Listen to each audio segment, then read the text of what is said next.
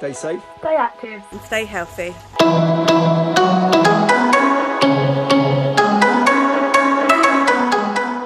I'm Mrs. Barrett from PASS, Physical Activity and Sports Specialist, and we hope you're keeping active and healthy at home or at school.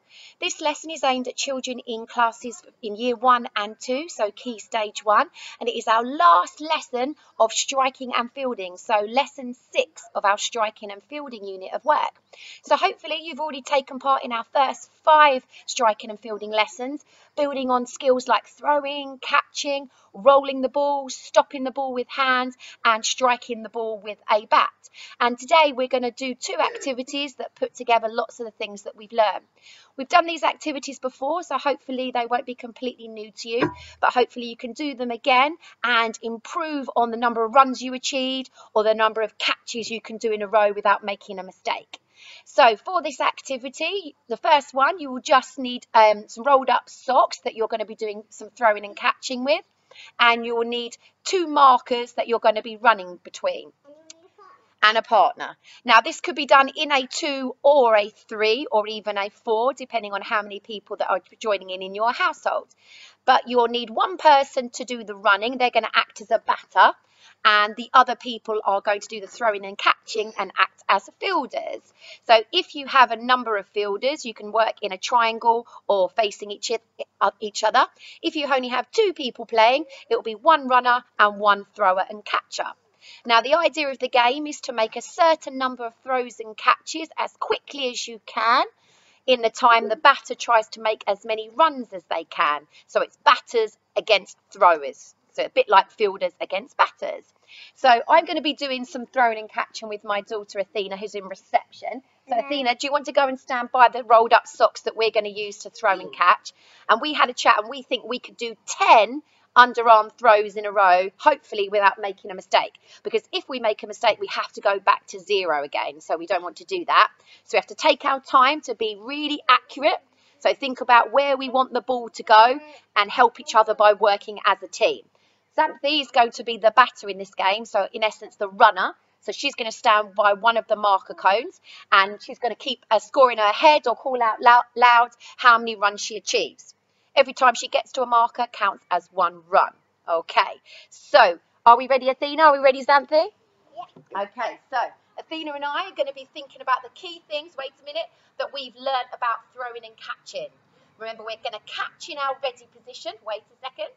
So feet apart, knees bent, bottom sticking out as if we're sitting on a chair, and hands in our nest, so curving our hands and bringing our nest to our chest. So that's our catching position. And we're going to make sure we work as a team by throwing to the people's chest or waist to chest. And the thrower is going to try and really throw at that target area by taking their time, putting one foot in front of the other, aiming with the hand that they haven't got their socks in, and really aiming at their partner's nest so they can catch it. Okay, now we're going to try and do 10 in a row. Do you think we can do it? Yeah. Right, really concentrate. And Xanthi, keep a score of how many runs. Good ready position. Are we ready? Go. 1 catch. 2. 3. Oh, we have to go back to 0 again. Oh, take your time. Got to take your time. 1, 2, 3, 4, 5, 6, 7, 8, 9, 10. Stop. Well done. How many did you achieve? 14 runs in the time it took us to make 10 catches, and we made a couple of mistakes there, so had to go back to 0 again. Now if you can do it without making the mistakes, then hopefully the batter or the runner won't make as many runs. Now if you can do it in 10 throws and catches easily, maybe you can challenge yourself to try and do 15 or maybe 20 catches. The other way of making it a bit trickier is stand a little bit further away from the fielders and see if you can still throw it accurately so it goes where you want it to go. So if you want to pause the video and have a go at our first throwers against runners activity.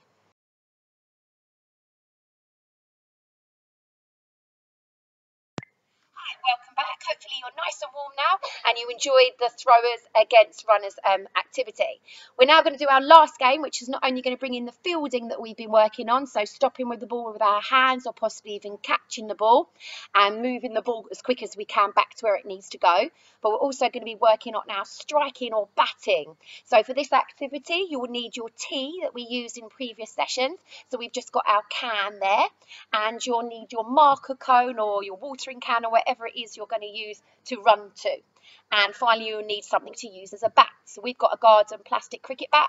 If you haven't got a bat, maybe you could use a broom or a frying pan as a substitute. Now Xanthi's going to have a go at being the batter first, so she's going to get in her position ready to strike the ball into space, and Athena and I are going to be the fielders, so we're going to be over this side of the garden in a space ready to stop the ball with our hands. Now let's just remind ourselves on our batting position. So we need to be to the side of the tee. If we've got a bat, hopefully, we're going to have two hands on the handle, and we're going to have the hand that we would write with lower down. So Xanthi's right-handed, so her right hand's at the bottom, her left hand's at the top. And if you are using a bat, obviously we want the flat side of the bat to touch the ball, not the curved side. So just make sure you've got your bat round the right way. If you're using a frying pan, then I would say use the base or the bottom side of the frying pan rather than the inside to strike the ball. Okay, now Xanthi needs to put her feet sort of in line with shoulders to the side of her tee, and be thinking about looking at the ball, but also looking towards where she wants to hit it. So what sort of things might you be thinking about? Tactics, Xanthi? Pardon? Dummying, okay. Or anything else? Whereabouts would you like to hit it? So if like there's one either side, you could hit it in the middle or hit it really far. Okay, so trying to hit it with a bit of power, hitting it quite far. And if the two fielders are on either side, Xanthi suggested maybe hitting it in the middle. So maybe thinking about hitting it as far away from the fielders as you can, so that you can achieve as many runs as possible. Okay, Xanthi's going to have 3 attempts, so 3 strikes, and try and get as many runs as she can off each ball. And we're going to add up all of the runs that she achieves and see how many she gets at the end, okay? Right, let's just wait until I get in position. You ready, Athena? Are you ready? For now, on your first go, yeah? And go. You getting that one, Athena? Go, go, go. Keep your score, take your bat with you. How many runs, Xanthi? 6 runs. Right, this time you're going to add it on, so your next run will be 7. Okay, you ready, fielders? I've got this one. How many runs altogether now? 10, so you only got 3 that time, so that was better fielding. Right, are we ready? Is she going to hit it somewhere else in the garden or in the same place? Oh, have another go. Oh, same place. Go on, you do it this time. How many runs? 14 altogether. So on Xanthi's first attempt, she managed 14 runs. Now you could then swap and have somebody different doing the batting, because that's the bit that a lot of the children enjoy the most. Or you could do it till they're out. So it could be if we manage to put the ball back on the tee before Xanthi gets there, she might be out, and that's the end of her go. So it's up to you how you play this game, but hopefully you'll have a lot of fun at doing the batting and the fielding and put into practice lots of things that we've been learning.